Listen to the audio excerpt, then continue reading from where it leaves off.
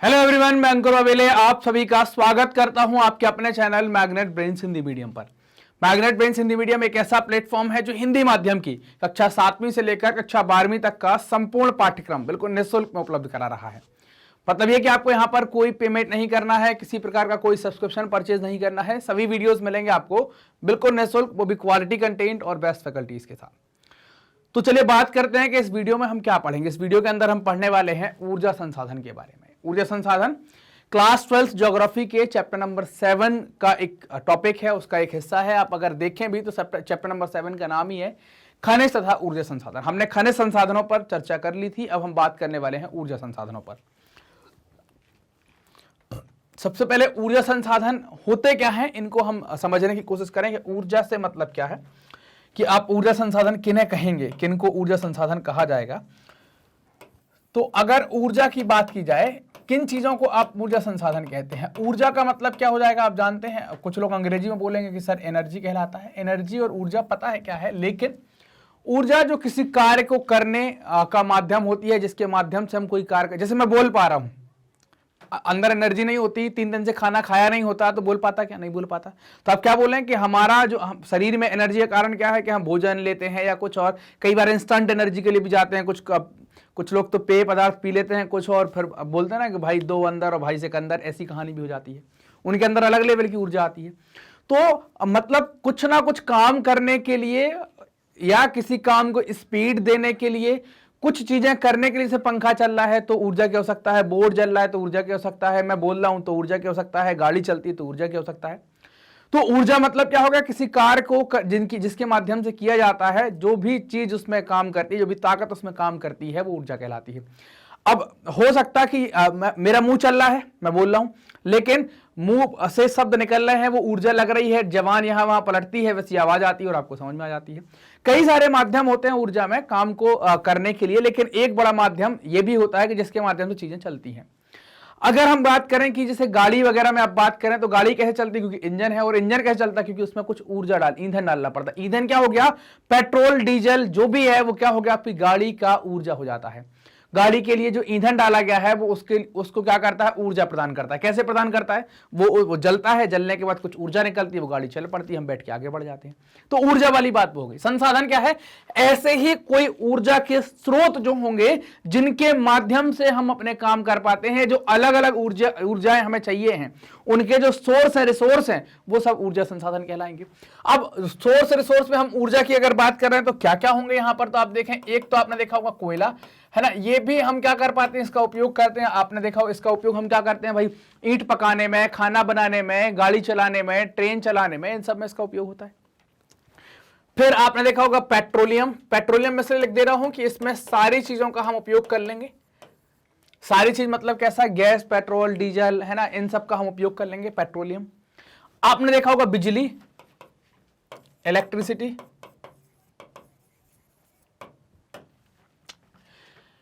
आपने देखा होगा सौर ऊर्जा, सोलर एनर्जी। आपने देखा होगा पवन ऊर्जा।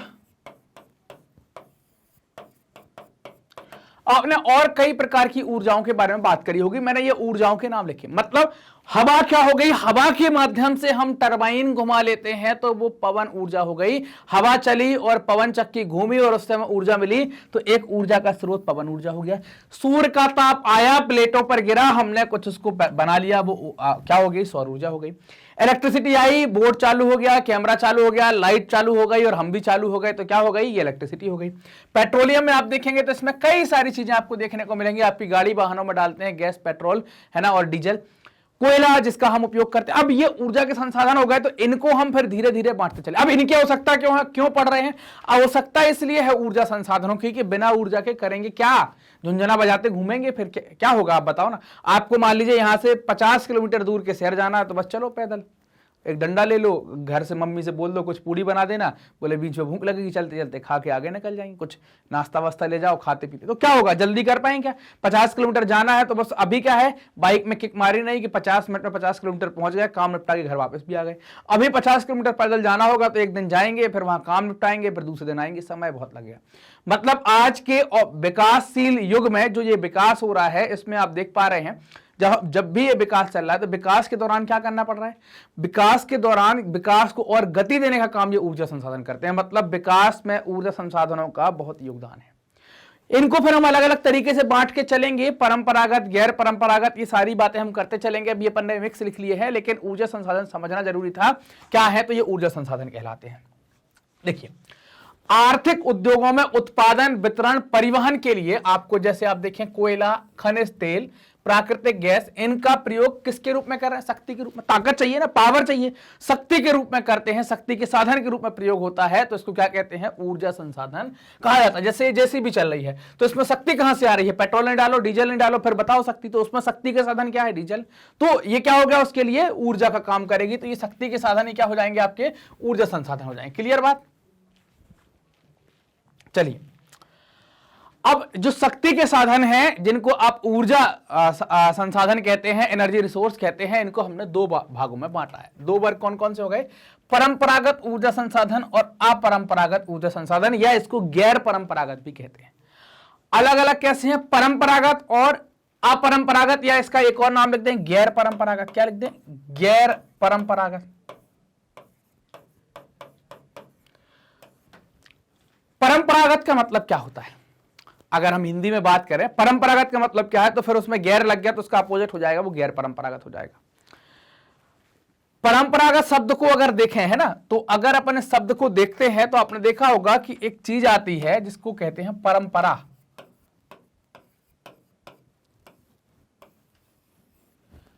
ऐसा बोलते ना, ये हमारी परंपरा है। परंपरा क्या होती है, आज थोड़ी बनती है परंपरा। आप आज उल्टे हाथ से खाना, मतलब लेफ्ट हैंड से खाना खाना स्टार्ट कर दो तो आप बोल दो कि आज से नई परंपरा चालू हुई, ऐसी नहीं थी। परंपरा सदियों से बनती है, कई साल लगते हैं। कई साल का मतलब ऐसा नहीं कि 1-2 साल में, कई साल, 50 साल, 100 साल, 150 साल, 1000 साल। ऐसा नहीं कहते कि ये हमारी हजारों साल पुरानी परंपरा है, हम तो करेंगे। पिक्चरों में देखा होगा आपने, तो परंपराएं बड़े लंबे समय बनती हैं। मतलब परंपरा का मतलब क्या हो गया कि जो पुराने तरीके से चला आ रहा है, जिसमें हम कोई छेड़खानी नहीं करते, बहुत कम बदलाव करते हैं, वो परंपरागत कहलाते हैं। मतलब अगर हम ऊर्जा संसाधनों में यहां पर बात करने वाले हैं तो परंपरागत का मतलब हो जाएगा जिनका उपयोग पहले से होता आ रहा है, पहले से होता आ रहा है। पहले से होता आ रहा है मतलब आप बताएंगे कि इलेक्ट्रिसिटी पहले आई है या कोयला, आप बताएंगे सोलर एनर्जी पहले आई है या कोयला, आप बताएंगे पेट्रोल पहले आया है या हम जो बात करें कि विंड एनर्जी, या जिसको पवन ऊर्जा कहते हैं वो। तो आप बोलेंगे सर यार सोलर एनर्जी तो पहले से है। बोले सूर्य भगवान थे तब से चला आ रहा है हिसाब किताब, आपको क्या पता, आप तो ऐसी अनपढ़ बात कर रहे हो। नहीं, सोलर एनर्जी जो है वो मिल रही है, क्या आप उसका उपयोग कर पाते हैं? आप उपयोग ठंड में ही कर पाते हैं। बोले ठंड लग रही है तो हम धूप में बैठ जाएंगे, गेहूं सुखाना है तो बैठ जाएंगे, बस इसके अलावा कपड़े सुखाना, इसके अलावा आप उसका क्या उपयोग कर पा रहे हो? उससे वाहन चला पा रहे थे? नहीं चला पा रहे। ये उपयोग तो आप ना चाहते हुए भी करते हैं। वो तो आ रहा है अपने टाइम पर, सूर्य भगवान अपने टाइम पर निकल रहे हैं, सुबह से लेकर शाम तक अपनी सेवाएं दे रहे हैं, चले जा रहे हैं। आपने उपयोग कर लिया कि आपके कपड़े गीले थे तो आपने डाल दिए तो सूख गए, नहीं डाले तो वैसे भी कमरे में पड़े पड़े 2 दिन में सूख ही जाएंगे जब गर्मी बढ़ जाती है।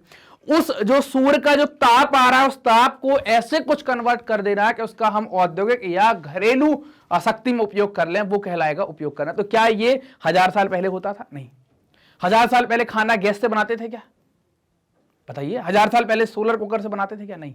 तो परंपरागत मतलब जो बहुत पहले से चले आ रहे हैं या जो 50-100 साल पहले से चले आ रहे हैं वो परंपरागत हैं, और जो भी हाल में जिनकी तरफ बढ़ना स्टार्ट किया है वो गैर परंपरागत है।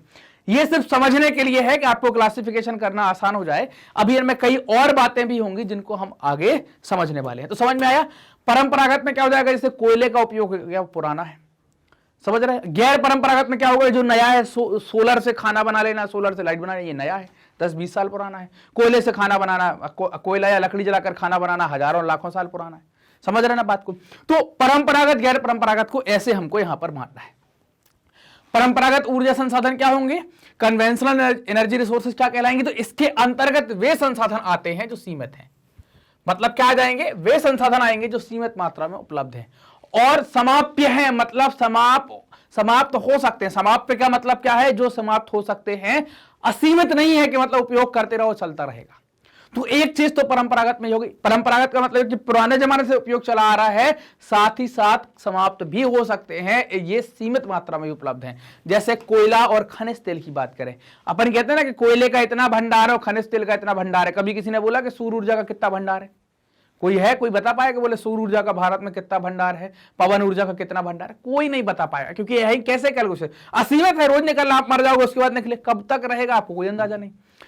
तो परंपरागत में क्या आ गए? वैसे संसाधन आ गए जो सीमित मात्रा में उपलब्ध हैं, समाप्त हो सकते हैं, जैसे कोयला और खनिज तेल। क्लियर बात? अपरंपरागत में क्या आ गए? एक तो जो जिनका उपयोग हाल में ही कुछ 10, 20, 30 सालों में स्टार्ट हो गया है, और साथ ही साथ वे संसाधन आएंगे जो नवीकरण जिनका हो सकता है, नवीनीकरण जिनका हम कर सकते हैं। मतलब इसको नवीकरण ऊर्जा के संसाधन भी आप कह सकते हैं, रिन्यूएबल एनर्जी रिसोर्सेज कहला जाएंगे, जिनका आप उपयोग बार बार कर सकते हैं। कोयले का एक ढेला आप जला दो और उसके बाद फिर वो खत्म, राख हो जाएगा, कोई काम में नहीं आएगा। तो इसमें क्या आ जाएंगे? जैसे पवन ऊर्जा, सौर ऊर्जा, बायोगैस, भूतापीय ऊर्जा, ज्वारी ऊर्जा, लहर ऊर्जा, ये सब क्या हो जाएंगे? आपके अपरंपरागत ऊर्जा के स्रोत हो जाएंगे, जिनका उपयोग हम कर सकते हैं, असीमित हैं, रिन्यूएबल हो जाते हैं, बार बार इनका उपयोग हम कर पाते हैं। अब परंपरागत ऊर्जा के संसाधनों में हम क्या क्या देखने वाले हैं? तो परंपरागत ऊर्जा के संसाधनों में आप देख सकते हैं यहां पर क्या क्या देख सकते हैं? कोयला, पेट्रोलियम, प्राकृतिक गैस और विद्युत शक्ति। तो यहां पर आप क्या देख सकते हैं? हाइड्रो ना करके थर्मल करेंगे। क्या करेंगे? थर्मल।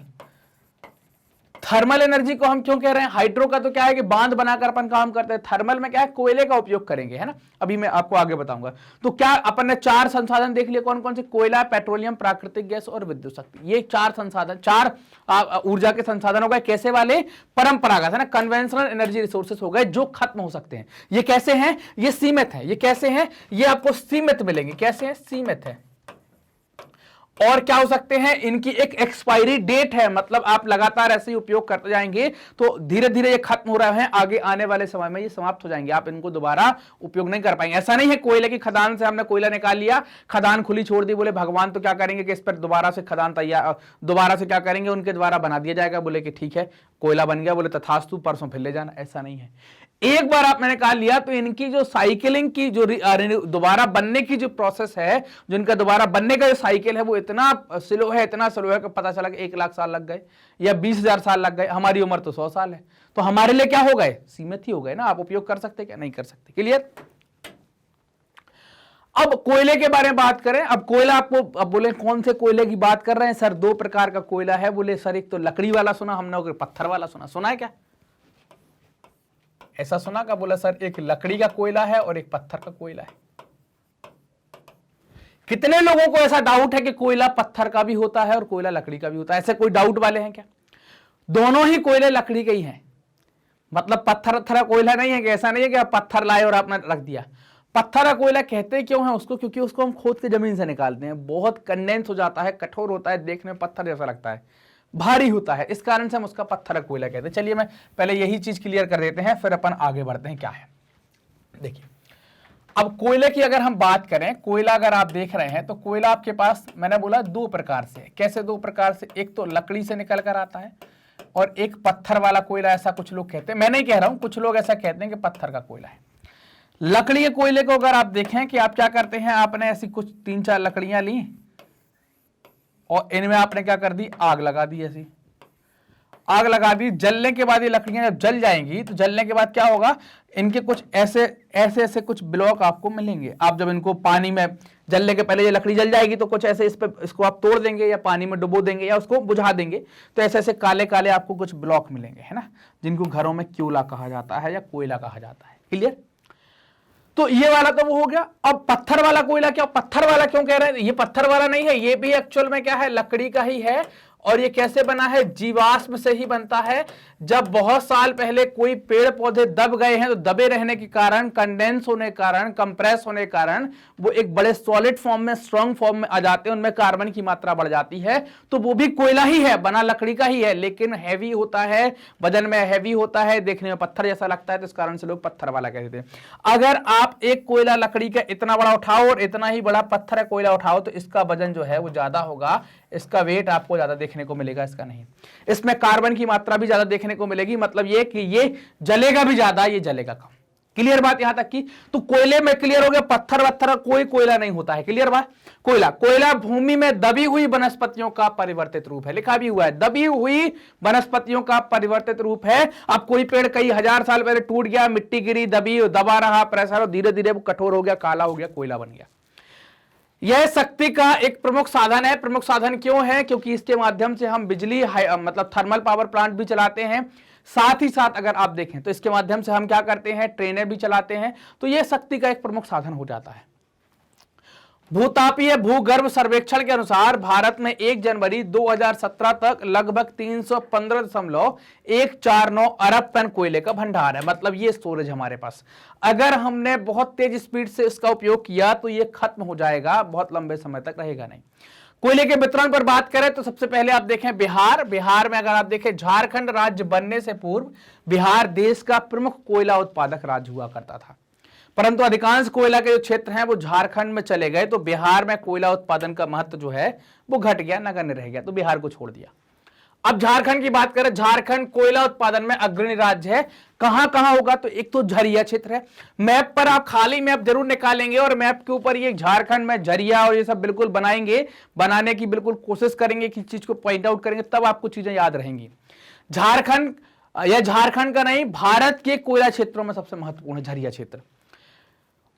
यह कोलकाता से 274 किलोमीटर दूर झारखंड के धनबाद जिले के 387 वर्ग किलोमीटर क्षेत्र में फैला हुआ है। यहां 1273 करोड़ टन कोयले के भंडार होने का अनुमान लगाया गया है।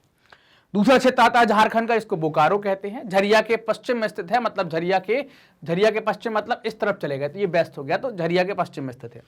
यह पूर्वी एवं पश्चिमी बोकारो नामक 2 क्षेत्रों में बटा हुआ है। मतलब बोकारो पूरा क्षेत्र है, ये बोकारो आपको मिल गया, तो ये 2 क्षेत्र में बटा हुआ है। ये पूर्वी वाला इलाका हो गया पूर्वी बोकारो, और ये पश्चिमी बोकारो हो गया। और ये बोकारो आपको मिल कहां रहा है? तो झरिया के पश्चिम में, मतलब झरिया कहां है? तो झरिया वाला क्षेत्र यहां पर कहीं पर है, तो झरिया के पश्चिम में आ गया। और दोनों कहां आ गए? झारखंड के अंदर आ गए। बोकारो 2 भाग में बटा है, पूर्वी और पश्चिमी के नाम से। इनका क्षेत्रफल लगभग 550 वर्ग किलोमीटर है और 792 करोड़ टन कोयले का भंडार यहां होने का अनुमान है। अधिकांश कोयला बोकारो ताप विद्युत गृह में तथा कोक बनाने में इसका उपयोग कर लेते हैं। कहां? बोकारो का जो ताप विद्युत गृह है वहां इसका उपयोग करते हैं। फिर आता है गिरिडीह, ये भी झारखंड के अंदर एक जगह है, झारखंड के हजारीबाग जिले में स्थित है। इसका क्षेत्रफल 28 वर्ग किलोमीटर है।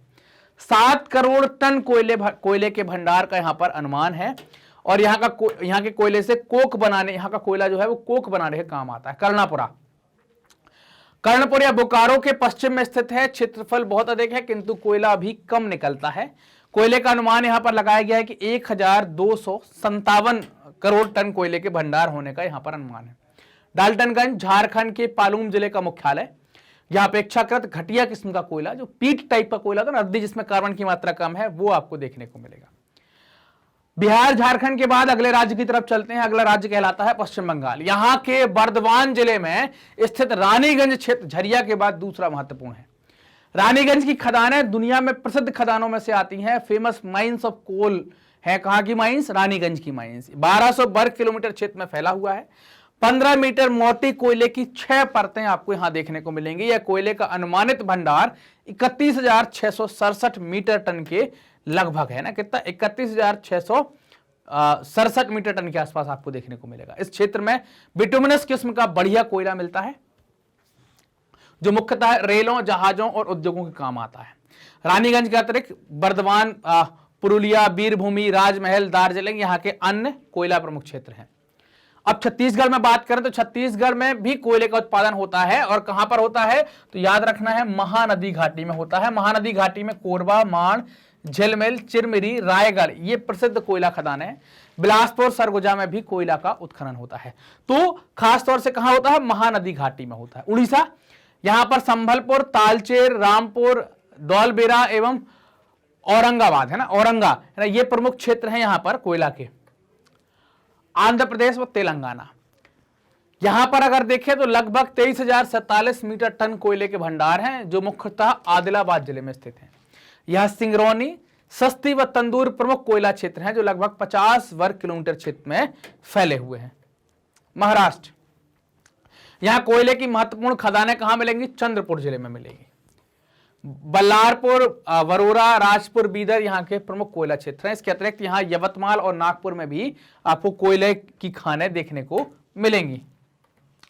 उत्तर प्रदेश बहुत कम कोयला, मैदानी भाग है, कोयले के चांस कम है, खेती ज्यादा होती है। केवल मिर्जापुर जिले में पिपरी के निकट सिंगरौनी क्षेत्र है, सिंगरौनी क्षेत्र है, वहां सिंगरौनी क्षेत्र में बस्ती जिले में के शेरगढ़ क्षेत्र में कोयला पाया जाता है ना। तो पिपरी के पास आप देख पाएंगे, बस्ती जिले के पास शेरगढ़ में यहां पर कोयला मिलेगा। तमिलनाडु, यहां कोयले की एकमात्र खान नेवेली स्थित है, नेवेली का कोयला यहां निकालते हैं। लिग्नाइट कोयला यहां पर देखने को मिलता है। कौन सा? लिग्नाइट। इस कोयले का उपयोग मुख्यतः विद्युत उत्पादन, खाद बनाने एवं घरेलू कार्यों में किया जाता है। राजस्थान में बीकानेर, जोधपुर, जयपुर में लिग्नाइट कोयला मिलता है। बीकानेर के पास पलाना में इसकी खुदाई का कार्य होता है ना, एक जगह है पलाना वहां। छत्तीसगढ़ में, मध्य प्रदेश में छत्तीसगढ़ राज्य के गठन के पूर्व तीसरा बड़ा क्षेत्र हुआ करता था मध्य प्रदेश, लेकिन अब छत्तीसगढ़ अलग हो गया, तो वर्तमान में इसका उत्पादन लगभग 50% भाग छत्तीसगढ़ में चला गया है, 50% मध्य प्रदेश में रह गया है। तो इसका स्थान थोड़ा सा कम हो गया है। कहां मिलेगा? शहडोल, बैतूल, छिंदवाड़ा, नरसिंहगढ़, नरसिंहपुर, होशंगाबाद, इन जिलों में कोयले के उत्पादन का कार्य किया जाता है, कोयला उत्खनन किया जाता है। अब अगला ऊर्जा संसाधन आता है जिसको आप कहते हैं पेट्रोलियम के नाम से। पेट्रोलियम जो है वो दो शब्दों से मिलकर बना है, पेट्रा और ओलियम। पेट्रा का मतलब होता है चट्टान और ओलियम का मतलब होता है तेल। तो मतलब क्या है? चट्टानी तेल, मतलब चट्टान से निकाला गया तेल। ऐसा क्या? मतलब क्या हो गया कि चट्टान के नीचे मिट्टी में, चट्टानों में कहीं भरा हुआ जो लिक्विड है उसका मतलब हो गया पेट्रोलियम। पेट्रा का मतलब हो गया चट्टान, ओलियम का मतलब हो गया तेल। इस प्रकार भूगर्भ की चट्टानों से प्राप्त तेल को ही पेट्रोलियम या खनिज तेल, जिसे आप मिनरल ऑयल भी कहते हैं, कहा गया। पेट्रोलियम को तरल सोना, है ना, तरल सोना मतलब लिक्विड गोल्ड कहा जाता है। क्या कहते हैं? तरल सोना या लिक्विड गोल्ड इसको कहा जाता है। क्लियर? भूमि से प्राप्त तेल सदैव अशुद्ध रूप में निकलता है, इसलिए प्रयोग में लाने से पूर्व इसको तेल शोधक कारखानों में साफ करना पड़ता है ना। अशुद्ध है उसका, जो आपने देखा होगा भंजक आसवन विधि देखी होगी, जिसको आप रिफाइनरीज कहते हैं। रिफाइनरीज में ये साफ होगा, पेट्रोल बनेगा, डीजल बनेगा, केरोसिन बनेगा, और अगर कहीं उसके ऊपर गैस है तो गैस को भी यहां पर निकाला जाएगा। तो ये अलग अलग कैटेगरी में आपको तेल मिलेगा। तेल शोधन से पेट्रोल, गैसोलीन, पारवीन, घासलेट, मोबी ऑयल, ग्रीस, मोम, मशीनों को चिकना करने वाला तेल आदि अनेक पदार्थ प्राप्त होते हैं, जो कल कारखानों, रेल, मोटर, वायुयान, जलयान और घरेलू कार्यों में काम में आते हैं। रिफाइनरीज की फोटो आप देख पाए, इस तरीके की रिफाइनरी होती है, वहां पर इनको शोधन किया जाता है। भारत में खनिज तेल का वितरण, डिस्ट्रीब्यूशन ऑफ पेट्रोलियम कैसा है? तो खनिज तेल के ज्ञात स्रोतों की दृष्टि से भारत की स्थिति जो है वो संतोषजनक नहीं है। हमें तेल आयात करना पड़ता है, दूसरे देशों से हम मंगाते हैं। हमारे यहां लगभग 17 लाख वर्ग किलोमीटर क्षेत्र में ही तेल पाया जाता है, और इतनी बड़ी जनसंख्या भारत में रहती है, तो हमें इस कारण से तेल को आयात करना पड़ता है, दूसरे देशों से मंगाना पड़ता है। इसमें खनिज तेल के सुरक्षित भंडार 60 करोड़ टन है। 2015-16 में भारत में 3600 लाख टन कच्चा तेल का उत्पादन हुआ था ना। तो ये डेटा है, ये हर साल का बदलता रहता है। तेल और प्राकृतिक गैस आयोग के अथक प्रयासों से घरेलू उत्पादन में तेजी से वृद्धि हुई है। मतलब क्या हो गया कि अब हम घर पर, मतलब देश के भीतर, घरेलू का मतलब क्या हो गया, देश में पेट्रोलियम और गैस का, है ना, पेट्रोलियम और गैस का उत्पादन करने लगे ना। पेट्रोलियम एंड गैस का उत्पादन हमने करना स्टार्ट कर दिया, परंतु यह उत्पादन हमारी बढ़ती हुई आवश्यकताओं की दृष्टि से क्या है, अपर्याप्त है। उत्पादन तो कर दिया, लेकिन साथ में जनसंख्या बहुत बढ़ रही है। जब हमारी पॉपुलेशन 50 करोड़ थी, अगर तब हम इतना उत्पादन करने लगे होते तो आज हमारी स्थिति कुछ और होती। लेकिन अब जब तक उत्पादन हमने बढ़ाया, तब तक पॉपुलेशन बढ़ गई, बढ़कर हो गई 130 करोड़ के आसपास। हमारी वार्षिक खपत 500 लाख टन से अधिक है। हमारे देश में अभी भी पेट्रोलियम मुख्यतः असम, गुजरात राज्य में तथा मुंबई हाई के निकट समुद्र से निकाला जाता है। अगर हम 3-4 प्रमुख क्षेत्र देखें तो असम आएगा, गुजरात आएगा और मुंबई हाई आएगा, जहां से हम पेट्रोलियम निकालते हैं। खनिज तेल उत्पादक राज्य कौन से हैं? तो असम घाटी मतलब असम क्षेत्र आ गया, असम राज्य आ गया। खंबात क्षेत्र मतलब गुजरात आ गया। बॉम्बे हाई मतलब तटीय क्षेत्र आ गया, और ये तटीय क्षेत्र अगर आप देखेंगे तो कहां है? बॉम्बे हाई महाराष्ट्र के पास है। और गोदावरी आप देख पाए तो गोदावरी नदी क्षेत्र जो आप देख पा रहे हैं वहां पर, है ना, कर्नाटक के आसपास, है ना। तो ये कृष्णा, कावेरी, गोदावरी, तो गोदावरी नदी क्षेत्र में भी आपको देखने को मिलेगा। तो खनिज तेल आपके 4 प्रमुख क्षेत्र हैं, असम घाटी क्षेत्र, खंबात, बॉम्बे हाई और गोदावरी। असम घाटी देखें तो पेट्रोलियम के उत्पादन का सबसे पुराना क्षेत्र है। असम घाटी क्षेत्र में ही सबसे पहली बार तेल का कुआं खोदा गया था माकूम क्षेत्र में, और पहली रिफाइनरी लगाई गई थी, है ना, डिगबोई में। तो डिगबोई क्षेत्र में बात करें, यह क्षेत्र लखीमपुर जिले में 8 वर्ग किलोमीटर भूमि में फैला है। इस क्षेत्र में लगभग 1000 तेल के कुएं हैं। तेल के कुएं मतलब क्या होते हैं? जगह जगह ड्रिल करना पड़ता है, आप तेल का गड्ढा खोदते हैं, वहां से तेल निकालते हैं, फिर उसे रिफाइनरी में पहुंचाते हैं। तेल के प्रमुख क्षेत्र हैं डिगबोई, बापापांग, हासापांग और पानाटोला। इस क्षेत्र का तेल डिगबोई तेल शोधक कारखाने में, ये रिफाइनरी है, भारत की पहली रिफाइनरी भी है, यहीं पर इसको रिफाइन करके अलग अलग जगह पेट्रोल पंपों पर या अलग अलग जगह इसको भेज दिया जाता है। सुरमा घाटी क्षेत्र, ये भी आसाम में आएगा। सुरमा घाटी, यह क्षेत्र सुरमा नदी की घाटी में फैला हुआ है। इस क्षेत्र में बहुत थोड़ी मात्रा में घटिया तेल भरतपुर, मसीमपुर और पथारिया केंद्रों से आपको प्राप्त होता है। उसको फिर हम रिफाइन करके आगे बढ़े। नाहरकटिया, यह एक नवीन क्षेत्र है, ब्रह्मपुत्र की घाटी में स्थित है। डिगबोई से 40 किलोमीटर की दूरी पर स्थित है, पश्चिम के आसपास। डिगबोई से 40 किलोमीटर दूर वेस्ट में जाएंगे तो आपको ये नाहरकटिया क्षेत्र मिलेगा। उत्पादन एवं व्यापार, हमारे देश में पेट्रोलियम की खपत दिन और दिन बढ़ रही है, जबकि हमारा उत्पादन इतना अधिक नहीं है। 2014-15 में लगभग 374 करोड़ अशुद्ध पेट्रोलियम का उत्पादन होने का अनुमान लगाया गया था। देश में इस समय पेट्रोलियम पदार्थों की मांग 4.5 करोड़ टन से भी ज्यादा है। भारत में अपनी आवश्यकता की पूर्ति का मात्र 60% तेल ही उत्पादित होता है, मतलब हमें 40% तेल क्या है, आयात करना पड़ता है। और आयात करेंगे तो हमारा बहुत सारा पैसा तेल खरीदने में भी जाता है। लगभग 40% खनिज तेल आयात करते हैं और हमारा बहुत सारा विदेशी धन या पैसा जो है वो किस पर चला जाता है, तेल खरीदने में। क्योंकि अगर तेल नहीं खरीदेंगे तो हमारी आर्थिक गतिविधियां रुक जाएंगी, क्योंकि तेल से ही हमारी आर्थिक गतिविधियां, ट्रेन चलती है, बस चलती है, ट्रक चलते हैं। आर्थिक गतिविधियों को गति देने का काम खनिज तेल ही करता है। प्राकृतिक गैस, नेचुरल गैस, तो ये क्या है, अगर आप देखें तो ये अगर पेट्रोलियम के साथ भी मिलेगी तो ऊपर ऊपर मिल जाती है, और कई सारी जगह इसके अलग भंडार भी मिलते हैं। प्राकृतिक गैस हमारे आधुनिक जीवन में बड़ी तेजी से एक महत्वपूर्ण ईंधन बन रही है। क्यों बन रही है? क्योंकि इसमें आपको प्रदूषण नहीं होता है।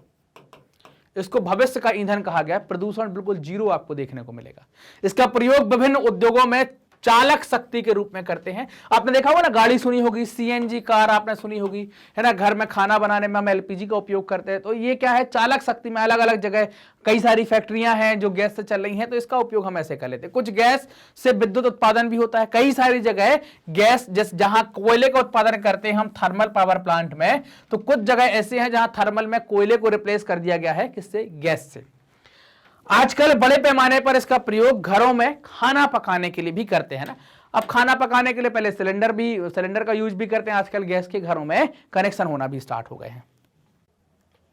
देखो, अब इनसे मोटर गाड़ियां भी चलाने लगे हैं। तो मैंने बताया ना, गैस से कैसे सीएनजी लगा देते हैं, कोई में एलपीजी लगा देते हैं और इनके माध्यम से चलती हैं। आपने देखा होगा अलग अलग पेट्रोल पंप पर गैस भरने के साधन भी आपने देखे होंगे, वो निकालते हैं, टंकी लगी होती पीछे और वो भर देते उससे। तो सस्ती भी पड़ती है, पॉल्यूशन भी नहीं होता है, और एक फ्यूचर फ्यूल हमको मिल गया है, जिससे क्या है, हमारी पेट्रोल और डीजल से डिपेंडेंसी थोड़ी कम हो रही है। अब पेट्रोल डीजल जो है, चूंकि हमारे पास क्या है, पेट्रोलियम असीमित है, एक लिमिट में हमारे पास अवेलेबल है, हमें खरीदना ही पड़ता है, तो उससे डिपेंडेंसी घटेगी और जितने संसाधन है उसका हम आगे लंबे समय तक उपयोग कर पाएंगे।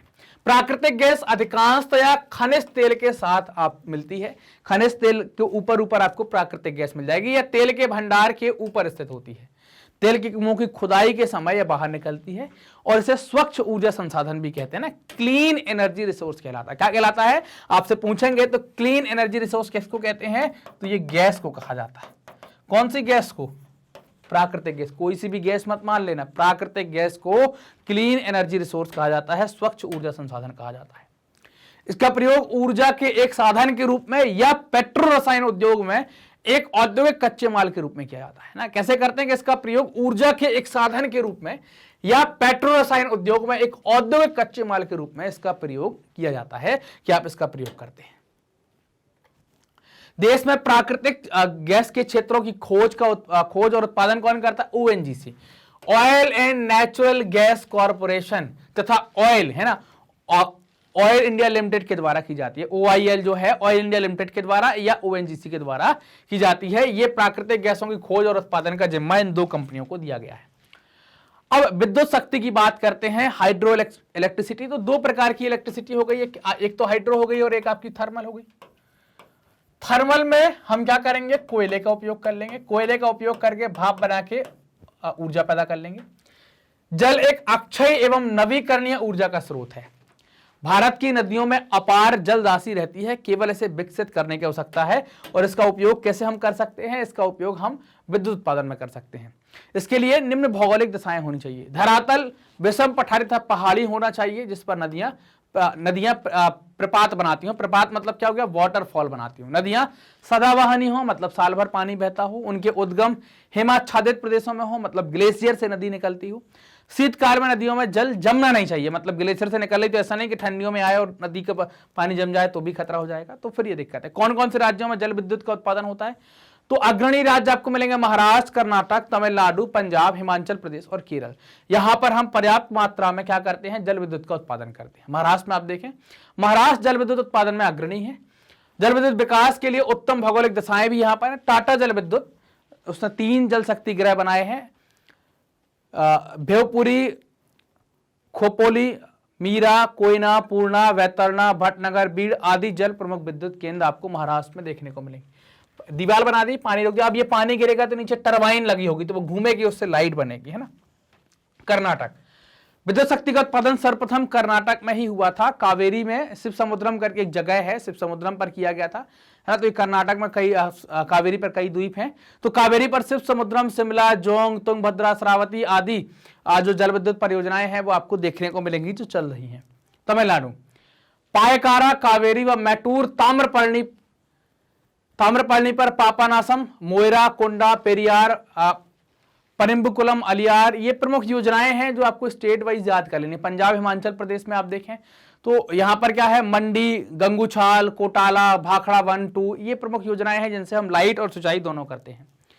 केरल में आप देखें सदाबहानी तीव्रगामी नदियां हैं जिस कारण से यहां पर जल विद्युत होती है, जैसे पल्लीवासल क्षेत्र है, सेंगुलम है, सोलियार है, पोरिंगल कुथु है, नेरियामंगलम है, पोनियार है, सबरीगिरी है, इदुक्की है, कट्याडी, और ये और कई सारी प्रमुख योजनाएं हैं, जल विद्युत की योजनाएं हैं जिनसे हम विद्युत पैदा करते हैं। उत्तर प्रदेश ऊपरी गंगा नहर पर गंगा इलेक्ट्रिक ग्रिड बनाई गई है, जिसके अंतर्गत पथरी, मोहम्मदपुर, निर्गाजनी, चितौरा, सलावा, भोला, पलहेड़, सुमेरा आदि स्थानों पर बांध बनाए गए हैं और उनसे फिर हम विद्युत का उत्पादन करते हैं। जल विद्युत का विकास किया जा रहा है। रिहंद, माता टीला, यमुना हाईडेल, रामगंगा जल विद्युत योजनाएं भी बड़ी बड़ी योजनाएं हैं जिनसे हम लाइट पैदा करते हैं। जम्मू एंड कश्मीर में आप देखेंगे सिंधु, झेलम पर सलाल परियोजना आपको देखने को मिलेगी, इनसे हम विद्युत बनाते हैं। अब ये तो हो गया परंपरागत स्रोत। अब हम बात करने वाले हैं ऊर्जा की गैर परंपरागत स्रोत के बारे में। तो परंपरागत हमने देख लिया था कि जो सीमित हैं, समाप्त हो सकते हैं, वो परंपरागत हैं।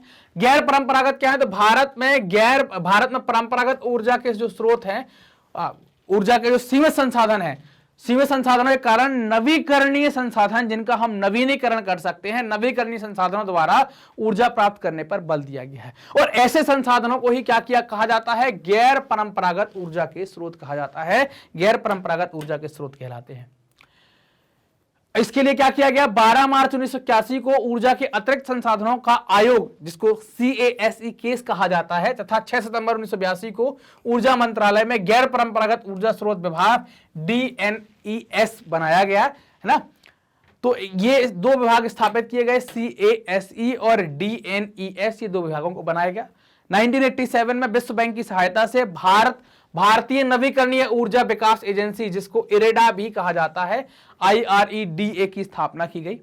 भारत की पहचान आज नवीकरणीय ऊर्जा स्रोतों के क्षेत्र में मार्गदर्शन देने वाले क्षेत्रों में, देशों में की जाती। क्यों? क्योंकि हमारे यहाँ पर सोलर और विंड की इतनी अच्छी संभावना है। सोलर एनर्जी का तो हेडक्वार्टर ही आप भारत में देख पाए कि हमारी पहल पर ही सब कुछ हो पाया। तो हमारे यहाँ बहुत आदर्श स्थितियां हैं नवीकरणीय ऊर्जा संसाधनों की। पवन ऊर्जा कार्यक्रम देखें, है ना, तो विंड एनर्जी प्रोग्राम अगर देखें तो देश में पवन ऊर्जा की कुल क्षमता 45,000 मेगावाट है। 10वीं योजना के दौरान कितना करने लगे थे? 5,427 मेगावाट उत्पादन जोड़ा गया। 11वीं योजना में 10,500 हो गया, डबल हो गया। परंतु वर्तमान में कितना? फिर और देखें 50% और बढ़ गया। मतलब जो यहां पर था 10वीं में, वो 12वीं तक आते आते तिगना हो गया, 14,775 मेगावाट तक उपयोग की जा रही है। पवन ऊर्जा क्या होती है? तो इसमें आप देखें कि हवा चलनी चाहिए, एक आदर्श स्थिति होती है। ये एक पंखियां लगा देते हैं ऐसी, इनमें पीछे टरबाइन लगी होती है, ये घूमती है, तो टरबाइन वो घूमती है और उससे इलेक्ट्रिक जनरेट होती है और उसका उपयोग करते हैं। हवा आप चला सकते हैं क्या? नहीं, हवा भगवान चलाता है, उस हवा का उपयोग हम लाइट बनाने में कर लेते हैं। तमिलनाडु, आंध्र प्रदेश, तेलंगाना, गुजरात, कर्नाटक, केरल, मध्य प्रदेश, महाराष्ट्र, लक्षद्वीप में अब ऐसी 80 स्थानों की पहचान की जा चुकी है तथा इनसे 3000 मेगावाट क्षमता की पवन बिजली का उत्पादन किया जा रहा है या ऐसी उम्मीद की जा रही है। सौर ऊर्जा, सोलर एनर्जी क्या होता है? तो सोलर एनर्जी प्रोग्राम में अगर आप देखें तो इसमें सूर्य का ताप आता है, तो उसका उपयोग हम कैसे करते हैं? कुछ प्लेटें लगा देंगे जिसको सोलर पैनल्स कहते हैं, सोलर प्लेट कहते हैं, उसके माध्यम से जो सौर ऊर्जा है उसको हम कन्वर्ट कर देंगे विद्युत ऊर्जा में। भारत उष्णकटिबंधीय देश है जहां सौर ऊर्जा के उत्पादन की अपार संभावनाएं हैं। सौर ऊर्जा से पानी गर्म करने, सौर कुकर बनाने, फसल पकाने इत्यादि की तकनीकें विकसित की जा चुकी हैं तथा इनका वाणिज्यिक प्रयोग भी किया जा रहा है ना। इनका क्या कर रहे हैं? इनका कमर्शियल यूज भी कर रहे हैं, इन्हें फैक्ट्रीज वगैरह में भी इनको बेचा जा रहा है, इस ऊर्जा को बेचा जा रहा है।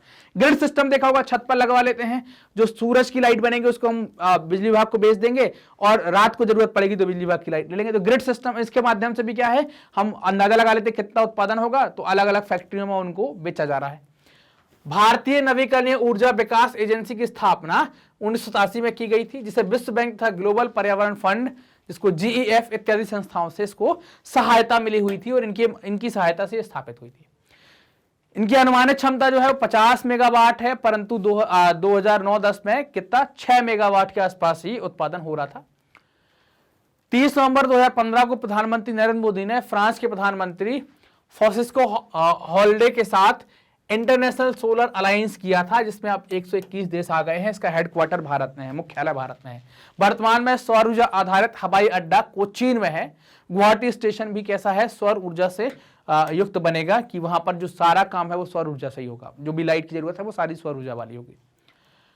बायोमास आधारित विद्युत उत्पादन केंद्र, मतलब जहां पर गैस का उपयोग करके हम विद्युत का उत्पादन करते हैं। इस कार्यक्रम के अंतर्गत विभिन्न प्रकार की बायोमास सामग्री अधिकाधिक उपयोग करनी चाहिए। इसमें वन एवं कृषि आधारित अवशिष्ट से ऊर्जा उत्पादन किया जाता है। मतलब क्या करेंगे, इससे हम मीथेन गैस निकालेंगे या उसके माध्यम से, मीथेन गैस के माध्यम से हम क्या करेंगे, वो टरबाइन घुमाएंगे, गर्म करके पानी भाप बनाएंगे। 2009-10 के दौरान देश में करीब 126.50 मेगावाट की अतिरिक्त क्षमता का सर्जन चीनी मिलों में जो गन्ने की खोई निकलती है उसका उपयोग करके किया गया, कि उसको हम उपयोग करेंगे जलाने में और उससे मीथेन निकाल लेंगे, जला लेंगे और हम टरबाइन घुमा लेंगे। 829 मेगावाट की क्षमता वाली 90 बायोमास विद्युत परियोजनाएं कार्यरत हैं, जबकि देश में अनुमानित उत्पादन क्षमता 6881 मेगावाट की है। तो ये हमारे ऊर्जा संसाधन थे जिनको हमने यहां पर कंप्लीट किया। तो हमने खनिज संसाधन भी देख लिया, ऊर्जा संसाधन भी देख लिया, है ना। तो ये हमारा चैप्टर कंप्लीट हो जाता है। मैग्नेट ब्रेन्स अपनी हाई क्वालिटी एजुकेशन के लिए, साथ ही साथ निःशुल्क शिक्षा के लिए भी जाना जाता है। मतलब आपको यहाँ पर किसी प्रकार का कोई पेमेंट नहीं करना है क्वालिटी वीडियो देखने के लिए। हम बहुत सारे कोर्स ऑफर करते हैं, CBSE English medium, Hindi medium, NTSC, olympiad, CUET, spoken, UP, Bihar board, सब कुछ आप देखिए बिल्कुल फ्री ऑफ कॉस्ट में। कहाँ मिलेंगे? ऑफिशियल यूट्यूब चैनल पर, वेबसाइट पर, एप्लीकेशन पर। एप्लीकेशन को अगर उपयोग करना चाहते हैं तो डाउनलोड करें, प्ले स्टोर पर जाकर टाइप करें मैग्नेट ब्रेन्स, तो आपको मिल जाएगा एप्लीकेशन। वेबसाइट का उपयोग करने के लिए टाइप करें www.magnetbrains.com, तो आप हमारी वेबसाइट का भी उपयोग कर सकते हैं। बुक्स एंड ई बुक्स चाहते हैं तो डिस्क्रिप्शन में लिंक दी गई है, लिंक पर जाएं। आप हमसे जुड़ सकते हैं अलग अलग सोशल मीडिया प्लेटफॉर्म पर, यूट्यूब, फेसबुक, इंस्टा, ट्विटर और टेलीग्राम के माध्यम से। ये वीडियो आप देख रहे हैं मैग्नेट ब्रेन्स के Hindi channel, magnet brains Hindi medium पर, तो चैनल को सब्सक्राइब करें, वीडियो को लाइक करें और अपने दोस्तों के साथ जमकर शेयर करें। धन्यवाद।